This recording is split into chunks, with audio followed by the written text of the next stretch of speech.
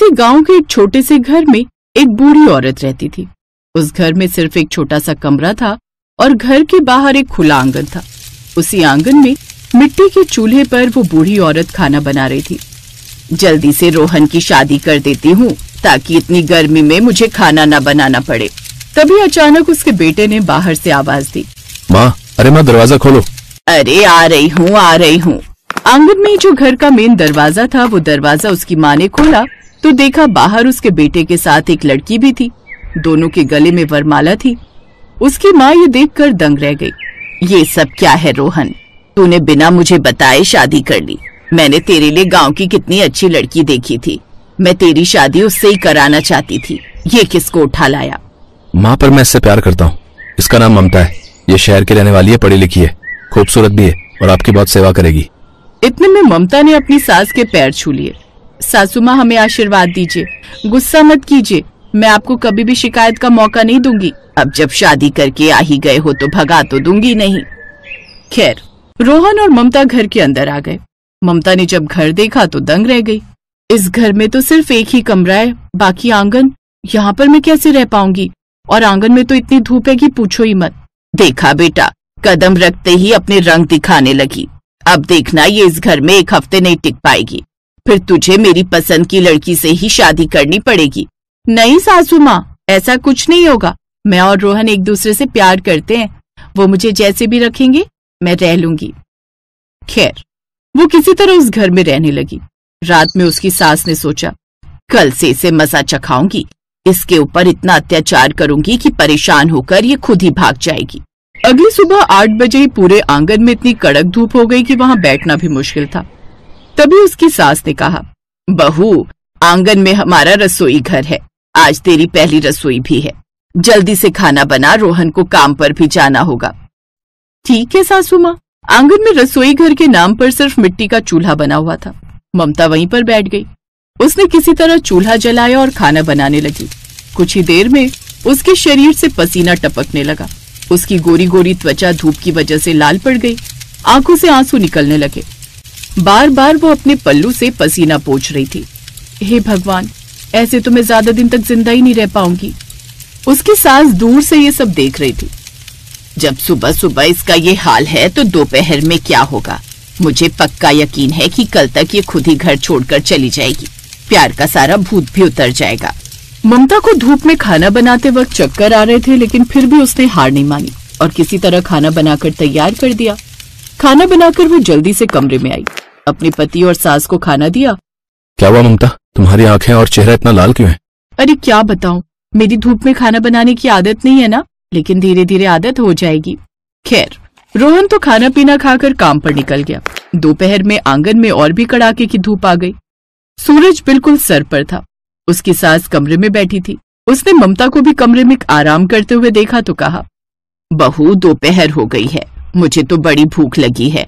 जल्दी से मेरे लिए मक्के की रोटी बना दो और सरसों का साग। अब ये मत कहना कि ये पंजाबी खाना है, तुझे बनाना नहीं आता। बनाना तो पड़ेगा ही।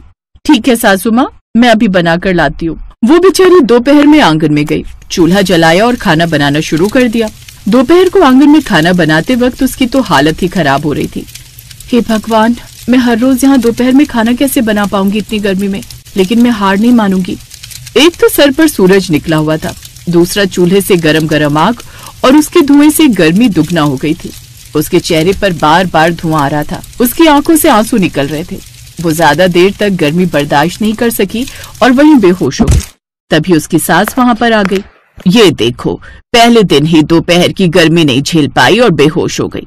पानी डालकर होश में लाती हूँ। उसकी सास ने ममता के चेहरे पर पानी छिड़का, तब जाकर उसे होश आया। सासू माँ, मुझे चक्कर आ रहे हैं, मैं बार बार बेहोश हो रही हूँ। ये तो बड़ी अच्छी बात है।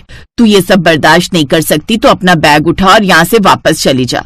फिर मैं अपने बेटे की शादी अपनी पसंदीदा लड़की से कर दूंगी। नहीं नहीं सासू माँ, धीरे धीरे मेरी आदत हो जाएगी। आप जाइए, मैं खाना बनाकर लाती हूँ। होश में आने के बाद फिर से वो खाना बनाने लगी। अब ये रोज का काम हो गया था। फिर एक रात उसने इस बारे में अपने पति से बात की।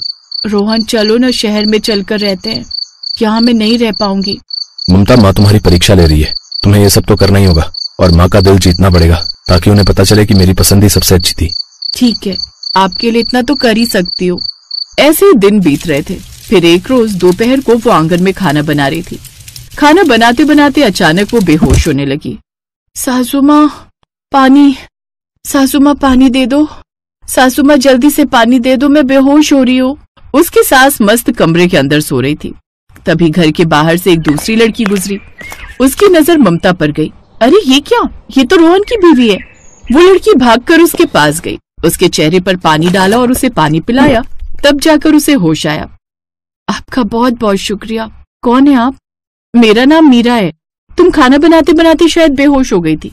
मैंने जितना सोचा था उससे ज्यादा अत्याचारी है तुम्हारी सास। इतनी गर्मी में तुम्हें खाना बनाने भेज दिया और खुद खर्राटे मारकर सो रही होंगी। पहले ये मेरी शादी अपने बेटे के साथ कराना चाहती थी। अच्छा हुआ मैं इस घर की बहू नहीं बनी। अच्छा, तो वो तुम ही हो? हाँ, वो मैं ही हूँ, पर अच्छा हुआ मेरी शादी इस घर में नहीं हुई। तो अब मैं क्या करूँ? एक दोस्त होने के नाते तुम मुझे कोई सलाह दो कि मैं अपनी सास को कैसे इम्प्रेस करूँ। तुमने मुझे अपना दोस्त बोल ही दिया है तो अब तुम्हारी मदद तो करनी ही पड़ेगी। मैं तुम्हें एक तरीका बताती हूँ। मीरा ने ममता को कुछ बताया और चली गई। रात में जब रोहन आया तो इस बारे में उसने रोहन को भी बता दिया। हाँ, ये तरीका बिल्कुल सही है। इस बारे में मैं माँ से बात करता हूँ। सुबह रोहन ने अपनी माँ से इस बारे में बात की। माँ हर रोज आपकी और ममता की अनबन हुआ करती है। वो आपको इम्प्रेस ही नहीं कर पा रही है। तो ऐसा कीजिए, जिस लड़की को आपने मेरे लिए पसंद किया था, एक हफ्ते के लिए उसे बुला लीजिए घूमने के बहाने। फिर देखते हैं वो आपकी कितनी सेवा करती है। दूध का दूध और पानी का पानी हो जाएगा। अरे मुझे अपनी पसंद पर पूरा भरोसा है। वो तेरी शहर वाली बीवी के जितने नखरे बिल्कुल नहीं करेगी। अगले दिन उसने मीरा को अपने घर बुला लिया। जब खाना बनाने की बारी आई तो मीरा ममता की सास पर ही चिल्लाने लगी। एक तो खुले में पूरा रसोई घर बना हुआ है, ऊपर से इतनी कड़क धूप, इतनी गर्मी में खाना कैसे बनेगा? आप खिसक गई हैं क्या चाची? चलो ठीक है, मैं किसी तरह खाना बनाती हूँ। खैर मीरा ने भरी दोपहरी में खाना बनाना शुरू कर दिया। कढ़ाई में सब्जी उबलने लगी। जब खाना बन गया तब उसने गरम गरम कढ़ाई उठाई और सास के सामने धड़ाम से जमीन पर फेंक दिया। सब्जी के गरम गरम छींटे उसकी सास पर पड़े। रोहन और ममता भी वहां आ गए। आहा, ये क्या कर रही है? तू मेरा हाथ जला दिया। आपने मुझे यहाँ घूमने के लिए बुलाया था या मुझ पर अत्याचार करने के लिए? मैं यहाँ एक पल नहीं रह सकती इतनी भयंकर गर्मी में। गांव वाले सही कहते हैं, आप एक नंबर की खड़ूस और लोगों पर अत्याचार करने वाली बुढ़िया हो। इतने सारे ताने मारकर मीरा वहां से भाग गई। तब जाकर उसकी सास को समझ आया। रोहन, तू सही कहता था। ममता शहर की होने के बावजूद यहाँ खुले में इतनी गर्मी में दोपहर को खाना बनाती थी, और ये मीरा तो गांव की होने के बावजूद इतनी अकड़ दिखा रही थी। अच्छा हुआ उसे मैंने अपनी बहू नहीं बनाया, वरना वो शादी के दूसरे दिन भाग जाती और हमारी बेइज्जती हो जाती गांव वालों के सामने। बहू, आज मैं तुझे दिल से बहू स्वीकार करती हूँ। और रोहन, इस रसोई घर का कुछ कर, वरना मेरी बेचारी बहू बीमार हो जाएगी। ठीक है माँ, आज से खुला रसोई घर यहाँ नहीं रहेगा। इस तरह मीरा का नाटक काम कर गया और सब खुशी खुशी रहने लगे।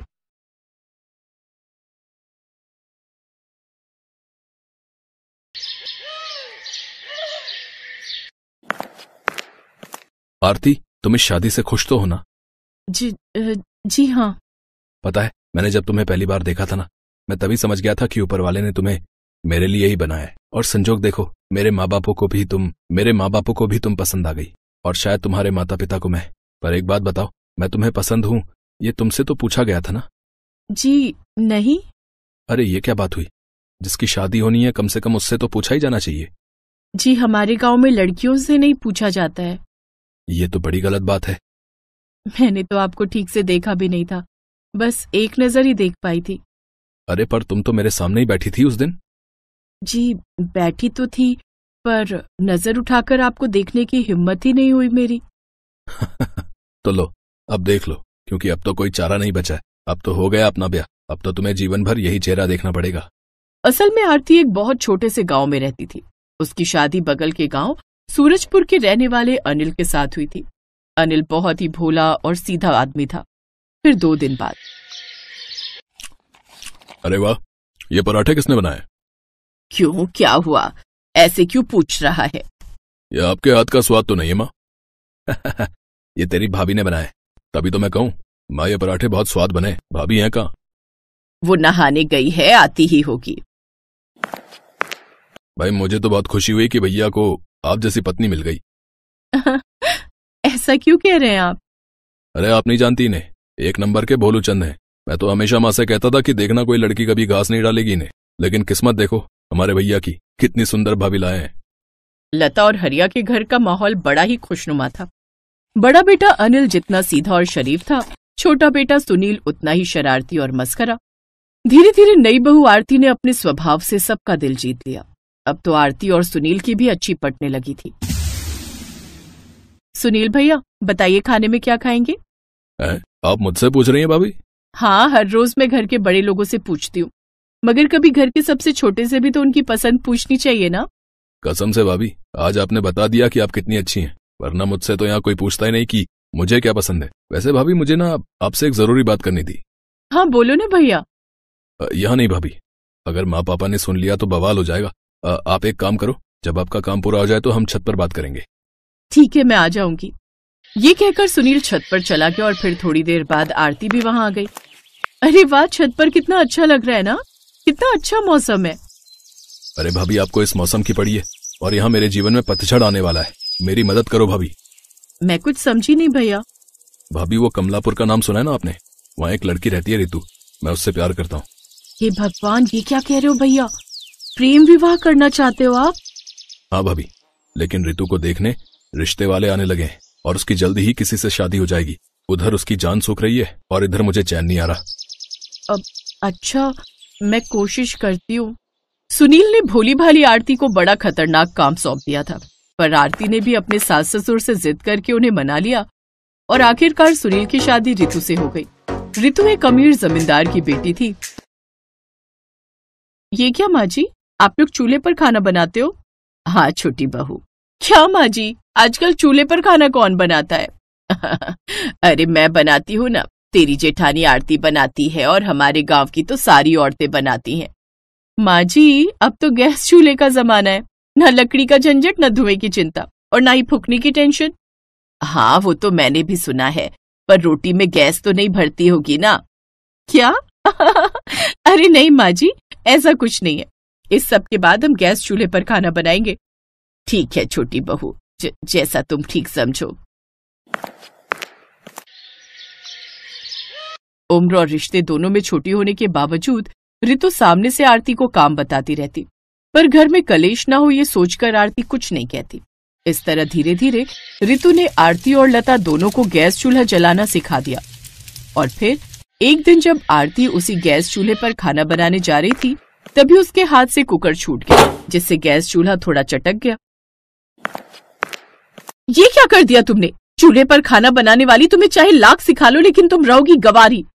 ये कैसी बात कर रही हो तुम रितु? ये गलती से हुआ मुझसे, और वैसे भी मैं तुम्हारी जेठानी हूँ, तुम इस तरह मुझसे कैसे बात कर सकती हो? हाँ तो मैं क्या करूँ, मेरे पापा ने इतना महंगा चूल्हा दिया था मुझे, तुम्हें पता भी है कितने का आता है ये शहर से? ना तो मुझे पता है और ना ही जानने का शौक है, समझी तुम? शौक? अरे पैसा चाहिए, औकात चाहिए, समझी? आइंदा से कभी मेरे गैस चूल्हे को हाथ मत लगा लेना, समझी? ना मेरे चूल्हे को और ना मेरे फ्रिज को। ठीक है रितु, अब तो यही सही रहेगा। उस दिन आरती बहुत रोई, उसे रितु से ऐसी उम्मीद नहीं थी, पर इतना सब कुछ होने के बाद भी लता ने रितु को कुछ नहीं कहा। शाम को जब अनिल काम से लौटा तो आरती उसे छत पर ले गई। ये तो बहुत गलत हुआ तुम्हारे साथ, रुको मैं अभी माँ और रितु से बात करता हूँ। मत करिए, माँ जी पूरी तरह से उसकी बातों में आई हुई हैं, और रितु के अंदर से भी उसका पैसा और घमंड बोल रहा है। आज से ये छत ही मेरी रसोई है और हम दोनों आज से यहीं खाना खाएंगे। ठीक है आरती, तुम जैसा कहो, मैं हमेशा तुम्हारे साथ हूँ। पूरे 2 दिन बीत गए, लेकिन बारिश नहीं थमी, जिसकी वजह से पूरे गांव में धीरे धीरे पानी का लेवल बढ़ने लगा और देखते ही देखते उसने बाढ़ का रूप ले लिया। अरे रितु, देख तो घर में पानी घुस रहा है। अब क्या होगा माँ जी, अब हम क्या करें?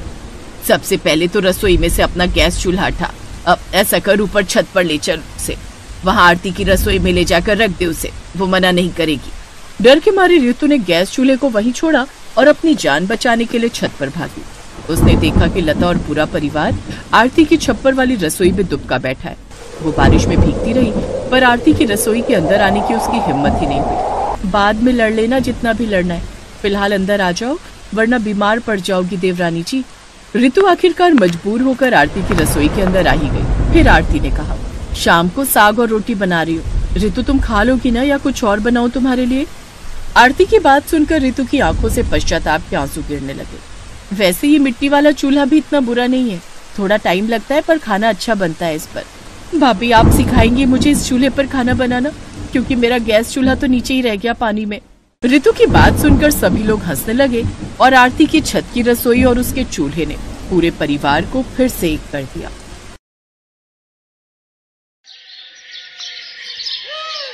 सलोनी अपने केबिन में बैठी हुई होती है, तभी ऑफिस बॉय उसके लिए कॉफी लेकर आता है।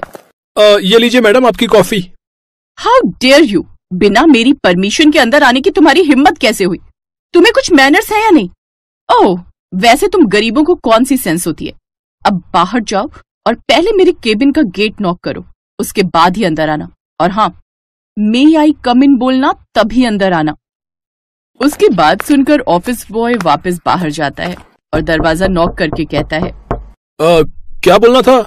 वो क्या बताई थी मैडम? मी कम कम मेम साहब। हाँ मेम साहब, मी कम कम। उफ, ये गवार। हाँ, आ जाओ अंदर। ऑफिस बॉय अंदर आकर उसे कॉफी देता है, लेकिन गुस्से में सलोनी वो कॉफी उसके ऊपर गिरा देती है। मेम साहब, ये आपने क्या किया? ये तुझ गरीब की सजा है, समझा? तभी सलोनी के पापा वहां आ जाते हैं। ये तुमने क्या किया सलोनी? तुम्हारी इन्हीं सब हरकतों की वजह से तो कोई भी ऑफिस बॉय यहाँ 3 महीने से ज्यादा नहीं टिकता। मेम साहब, गरीबों के साथ ऐसी बदतमीजी ठीक नहीं। भगवान करे कल को आपको भी गरीबी के दिन देखने पड़े।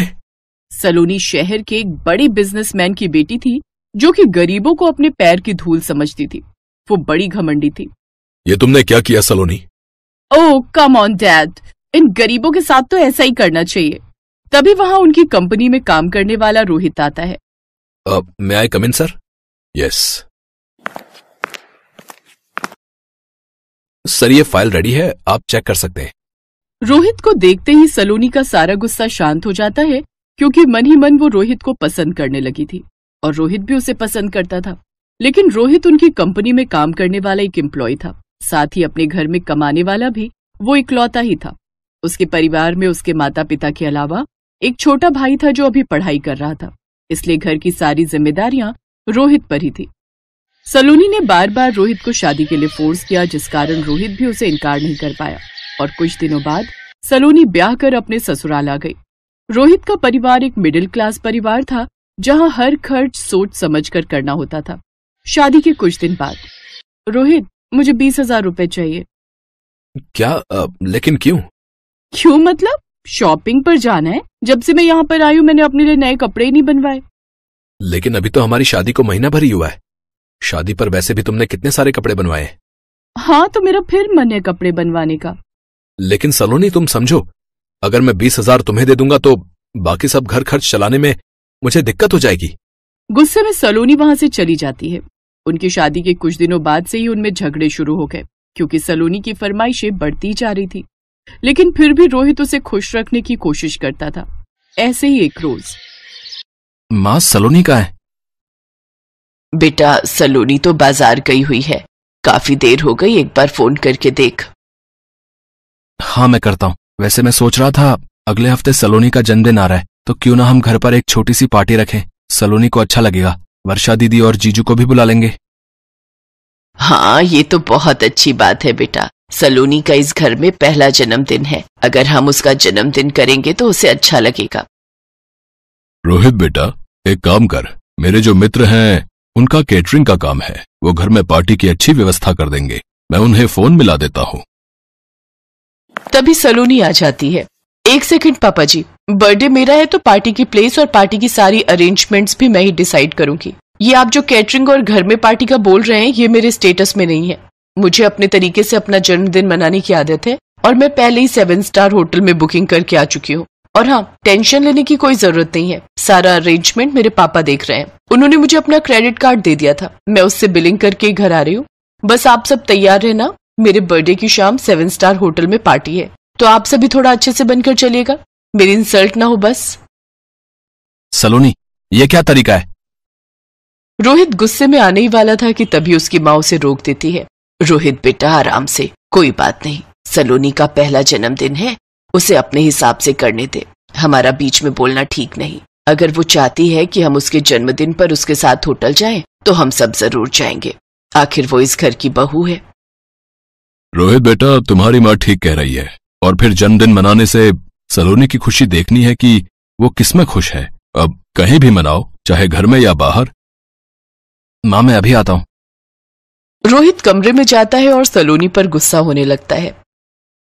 सलोनी मैं कोशिश कर तो रहा हूं कि तुम्हें हर तरह से खुश रखूं, पर तुम हो कि बीच में अपने घर वालों को ले आती हो। तुम्हें क्या जरूरत थी 7 स्टार होटल में इतनी बड़ी पार्टी रखने की? तुम मुझे कहती तो मैं तुम्हारे लिए किसी अच्छे रेस्टोरेंट में बुकिंग कर देता, पर तुम हमेशा अपनी अमीरी का रौब दिखाती हो। सलोनी ये सब ठीक नहीं है। अरे ठीक कैसे नहीं है? तुम जानते हो मेरे बर्थडे के लिए मेरे घर में सबको बहुत इंतजार रहता है। मेरी फ्रेंड्स, मेरे फैमिली मेंबर सब मेरा बर्थडे बहुत धूमधाम से मनाते हैं। एक तो मैंने तुम्हारे घर वालों की इज्जत बचाई है। सब मेरे से बर्थडे पार्टी के लिए कह रहे थे। अब मैं यहाँ छोटे से घर में तो किसी को बुला नहीं सकती थी, और तुम्हारे पापा की बात सुनकर तो मुझे वैसे ही हंसी आ रही है। पता नहीं कौन सी कैटरिंग की बात कर रहे हैं। बस अब मेरा मुंह मत खुलवाओ, और तुम लोगों को मैंने बोल दिया है मेरे बर्थडे वाले दिन शाम को अच्छे से रेडी हो जाना। इसके बाद मुझे इस बारे में कोई बात नहीं करनी। सलोनी के व्यवहार से रोहित और उसके माता पिता थोड़े दुखी थे, पर सलोनी अब उनके घर की बहू थी, इसलिए उन्होंने ज्यादा कुछ नहीं कहा। सलोनी अपनी ननद वर्षा और उसके पति को भी बर्थडे के लिए इनवाइट करती है। सब लोग खाने की टेबल पर बैठे हुए थे। रोहित ये क्या, माँ जी ने शॉल ओढ़ रखी है। वो तो ऐसे कपड़े पहनकर आई है जैसे दिसंबर की ठंड हो। तुम्हें पता है गर्मी का मौसम है और ये शॉल ओढ़कर आ गई है। सलोनी माँ को एसी में बैठने की आदत नहीं है, और यहाँ फुल एसी चल रहा है। माँ ज्यादा देर एसी में नहीं बैठ सकती, पर वो तुम्हारे लिए यहाँ आई है। अब यहाँ तो काफी समय लग जाएगा, और एसी में उनसे बैठा नहीं जाएगा, इसलिए मैंने ही उन्हें बोला था कि वो कोई शॉल रख ले। इसमें हर्जी क्या है? सलोनी बेटा जरा इधर आना। आई पापा। सलोनी बेटा केक कट चुका है। अपने ससुराल वालों की पसंद का क्या ऑर्डर करना है वो पूछ लो। हम सब ने तो अपनी पसंद का ऑर्डर कर दिया है। पापा ये सब तो वही दाल रोटी खाने वाले हैं। इन सब ने 7 स्टार होटल का खाना शायद ही कभी खाया हो।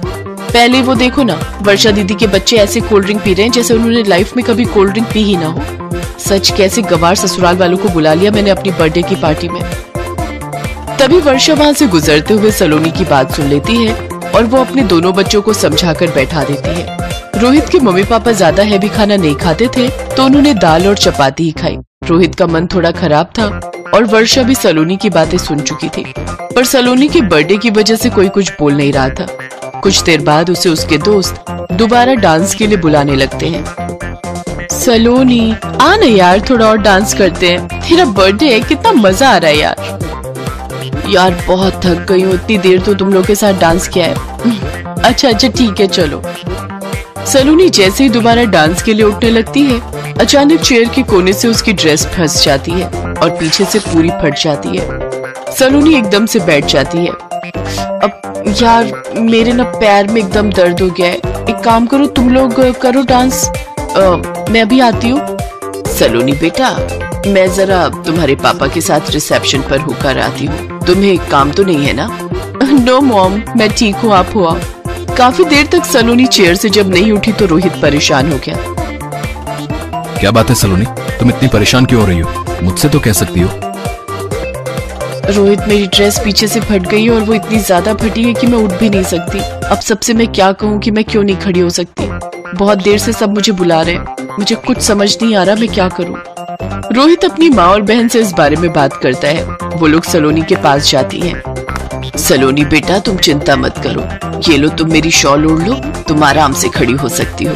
रुको मेरे पास ये केशवी का रबर बैंड है, मैं इस शॉल को थोड़ा स्टाइल में तुम्हें पहना देती हूँ। आजकल रील में आता है ना अलग अलग तरीके से शॉल को पहनना, मैं उसे स्कार्फ के स्टाइल में तुम्हें पहना देती हूँ। वर्षा सलोनी को स्कार्फ की तरह शॉल पहना देती है। सब लोग सलोनी को इस नए लुक में देखकर उसकी बहुत तारीफ करते हैं। किसी को ये पता नहीं था कि सलोनी ने आखिर इस स्कार्फ की तरह शॉल क्यों पहना है। अरे वाह सलोनी, ये शॉल का स्टाइल तो बहुत ब्यूटीफुल लग रहा है। वो मुझे थोड़ी ठंड लग रही थी इसलिए माँ जी ने अपना शॉल मुझे दे दिया और वर्षा दीदी ने इसे स्टाइल में पहना दिया। बहुत केयरिंग है मेरे ससुराल वाले, मेरी बहुत केयर करते हैं। आई एम वेरी लकी कि मुझे इतनी अच्छी ससुराल मिली है। थैंक यू माँ जी, थैंक यू दीदी। सलोनी समझ चुकी थी कि वो घमंड में आकर अपने कितने अच्छे ससुराल वालों का मन दुखा रही थी। सलोनी अपने व्यवहार को बदलती है और उस दिन से वो अपने ससुराल वालों को बेहद प्यार और सम्मान देने लगती है।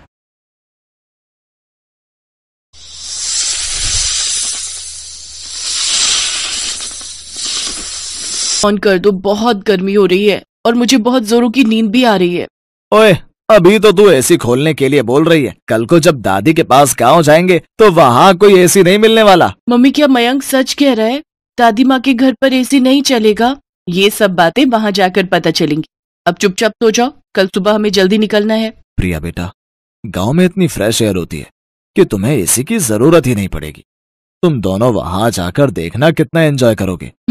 वो तो पहुँच कर देखते हैं। ये अटैची बंद करो। पूरे 3 महीने कैसे रुकेंगे, वो भी मई जून की गर्मी।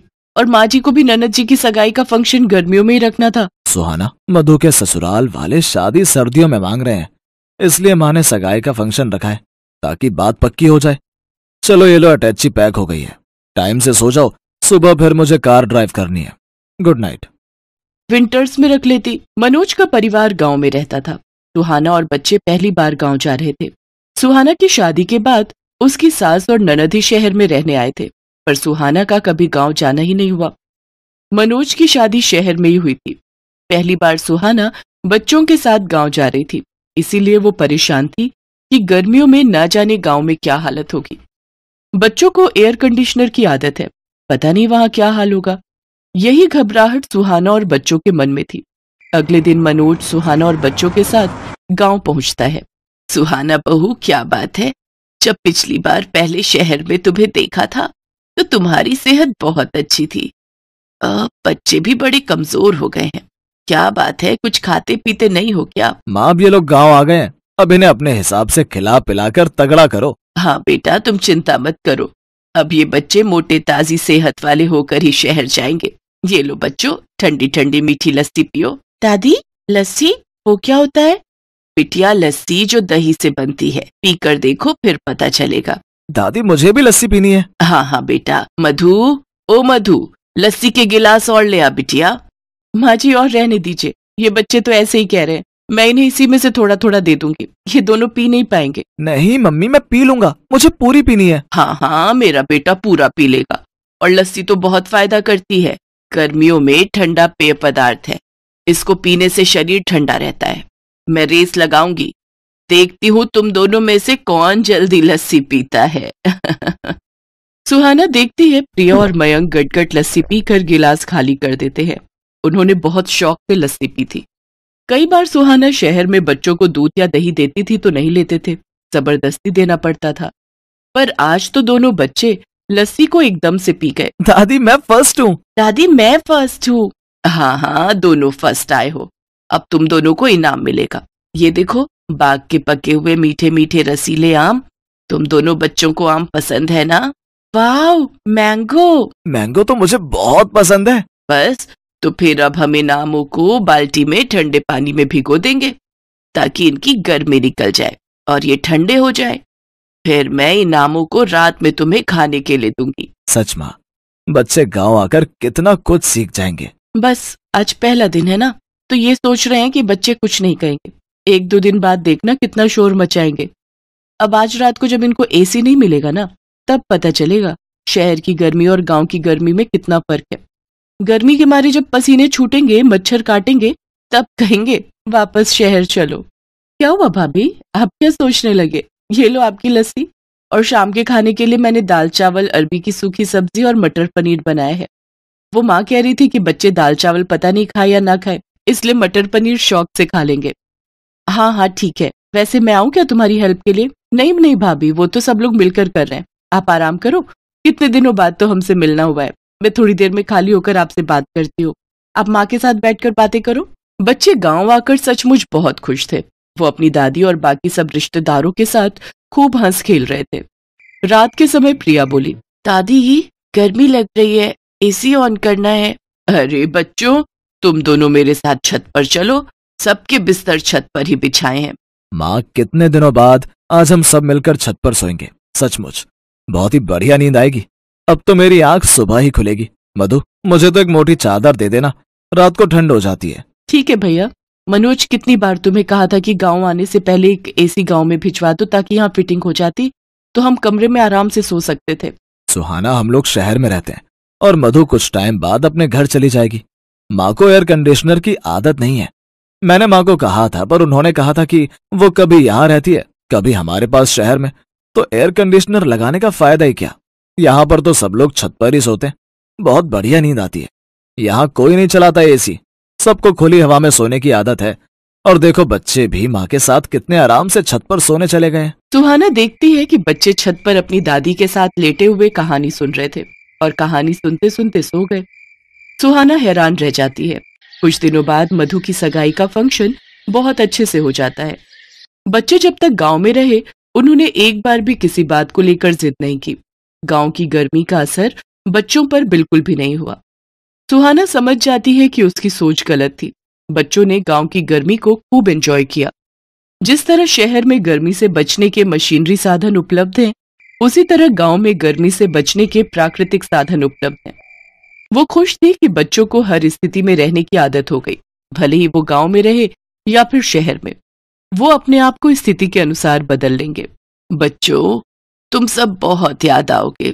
अब तो तुम्हारे साथ रहने की आदत हो गई है। माँ तो फिर आप और मधु शहर आ जाना, बच्चों को भी अच्छा लगेगा। हाँ बेटा, आऊंगी। थोड़ी गर्मी कम हो जाए फिर मैं जरूर आऊंगी। बच्चे कहाँ गए? रुको मैं देखती हूँ। सुहाना देखती है प्रिया और मयंक तो हैंडपंप के पास खड़े हुए ठंडे ठंडे पानी से मुंह धो रहे हैं और खुशी से उछल कूद कर नाच रहे हैं, मानो वो गर्मी के मौसम के साथ खुशी खुशी खेल रहे हो। ये लो बच्चों, और मुंह। सुहाना की आंखें खुशी से भर आती हैं और वो सबसे विदा लेकर आंखों में ढेर सारे सपने बटोरकर बच्चों और मनोज के साथ वापस शहर लौट आती है। पर शहर आने के बाद भी बच्चे गांव की बातें करते नहीं थक रहे थे। ये देख सुहाना और मनोज की खुशी का ठिकाना नहीं था।